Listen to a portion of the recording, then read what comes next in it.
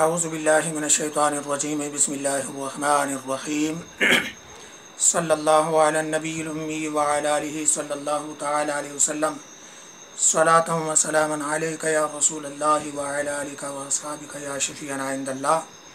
ناظرین کرام السلام علیکم ورحمۃ اللہ وبرکاتہ۔ ایک ضروری مسئلہ کی وضاحت کے لیے آپ کی خدمت میں حاضر ہوں، وہ یہ کہ نماز جنازہ کی امامت کا زیادہ حقدار کون ہے۔ دیکھیے، شریعت اسلامیہ نے اپنے ماننے والوں کو یہ ادب سکھایا ہے کہ لا یعمر الرجل فی سلطانہ، یعنی کسی آدمی کی سلطنت میں، کسی آدمی کے علاقہ امامت میں کسی دوسرے کو امام نہیں بنایا جائے گا۔ مطلب یہ ہے کہ مقررہ امام کی موجودگی میں کسی دوسرے کو امام نہ بنایا جائے۔ یہ اس کا حق ہے کہ اس کے مصلی پر کوئی دوسرا کھڑا نہ ہو۔ خصوصاً نماز جنازہ کے تعلق سے فتاوی عالمگیری، در مختار، بدائع الصنائع فی ترتیب الشرائع، نور الایضاح وغیرہ تمام مستند کتب فقہ میں موجود ہے۔ السلطان احق بصلاته ثم نائبہ ثم القاضی ثم امام الحی ثم الولی۔ نماز جنازہ کی امامت کا پہلا حق سلطان کو حاصل ہے، پھر اس کے نائب کو، پھر قاضی، پھر امام الحی یعنی اس علاقے اس گاؤں کے امام کو، پھر اس علاقے اور اس گاؤں کے امام کے بعد ولی میت کو حق حاصل ہے۔ سلطان و نائب سلطان تو نماز پڑھاتے نہیں اور نہ ہی شرعاً اہل امامت ہیں الا ماشاء اللہ۔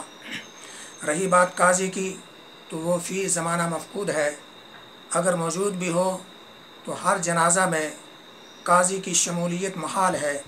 اسی کے پیش نظر بدائع الصنائع فی ترتیب الشرائع کے صفحہ نمبر 58 جلد 2 پر مرقوم ہے کہ امام الحی احق بالصلاۃ علی المیت، کہ گاؤں کا امام ہی میت پر نماز کا زیادہ حقدار ہے۔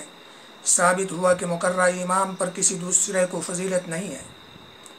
امام الحی پر یعنی مقررہ امام پر کسی دوسرے کو فضیلت حاصل نہیں ہے۔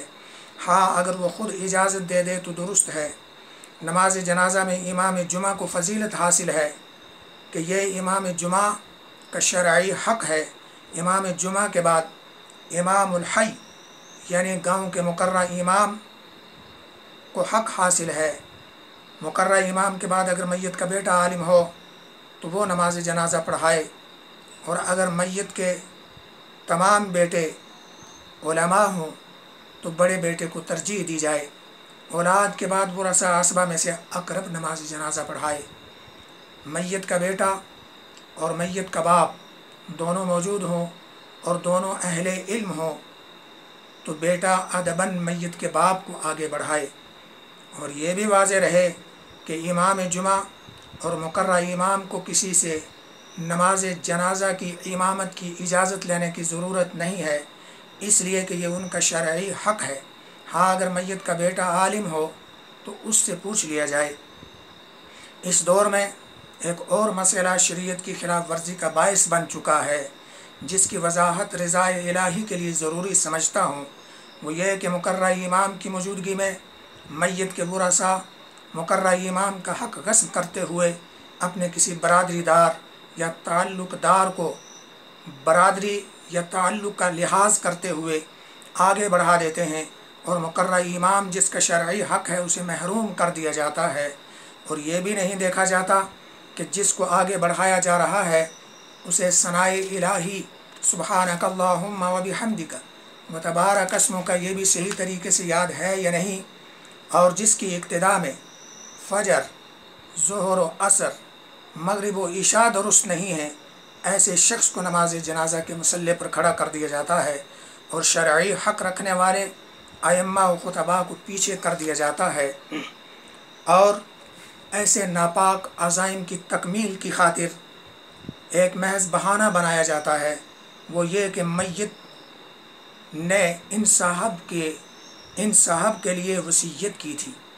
یعنی یہ ایک ایسا بہانہ ہے کہ میت نے اپنی زندگی میں ان صاحب کے لیے وصیت کی تھی کہ یہ میری نماز جنازہ پڑھائے،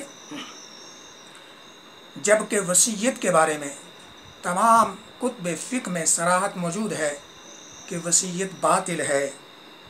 ملاحظہ فرما لیجئے نور الایضاح صفحہ نمبر 143 143 فرمایا وَمَن لَهُ وِلَایَةُ التَّقَدُّمِ فِيهَا أَحَقُّ مِمَّنْ أَوْصَى لَهُ الْمَيِّتُ بِالصَّلَاةِ عَلَيْهِ، جس شخص کے بارے میں میت نے نماز کی وصیت کی ہو اس سے شرعی حق رکھنے والا نماز جنازہ کی امامت کا زیادہ حقدار ہے۔ یعنی اگر کسی کے بارے میں بھی وصیت کی ہو تو زیادہ حق پھر بھی خطیب و امام مقررہ کا ہے، یہی نماز جنازہ پڑھانے کے زیادہ حقدار ہیں۔ اسی کے تحت نور الایضاح کے حاشیے پر مرقوم ہے کہ وصیت کا اعتبار اس لیے نہیں کیا جائے گا ان الوصیۃ باطلۃ، کہ وصیت باطل ہے۔ اور فتاوی عالمگیری جلد اول صفحہ نمبر 163 163 پر مرقوم ہے المیت اذا اوصى بأن يصلي علیہ فلان فالوصیۃ باطلۃ وعلیہ الفتویٰ، فرمایا کہ میت نے اگر یہ وصیت کی ہو کہ میری نماز جنازہ فلاں پڑھائے تو یہ وصیت باطل ہے، اسی پر شریعت اسلامیہ کا فتویٰ ہے۔ لہٰذا مقررہ امام و خطیب کے شرعی حق کو غصب کرنے کے لیے وصیت کا نام لے کر جہاں جہالت کا مظاہرہ کیا جاتا ہے، وہاں ہی امام و خطیب کے شرعی حق کو غصب کر کے گناہ کا ارتکاب بھی کیا جاتا ہے۔ اور علماء نہ جانے فتنہ کے خوف سے یا اس وجہ سے کہ کوئی ناراض نہ ہو جائے خاموش رہ کر اخفاء حق کا ارتکاب کرتے ہیں، یعنی حق کو چھپانے کا ارتکاب کرتے ہیں، جو کہ گناہ ہے۔ اللہ تبارک و تعالی معاف فرمائے۔ اب یہ حق بیانی سامعین و ناظرین کی بارگاہ میں پیش کر دی گئی، علم ہونے کے باوجود جو ہر درمی عناد وغیرہ کر کے خلاف شرع کریں وہ اپنی عاقبت کے خود ذمہ دار ہوں گے۔ اللہ تبارک و تعالی کی بارگاہ میں دعا ہے کہ ہمیں احقاق حق اور ابطال باطل کی توفیق عطا فرما کر شرعی احکام بیان کرنے کی توفیق عطا فرمائے۔ آمین بجاہ سید المرسلین صلی اللہ تعالی علیہ وسلم۔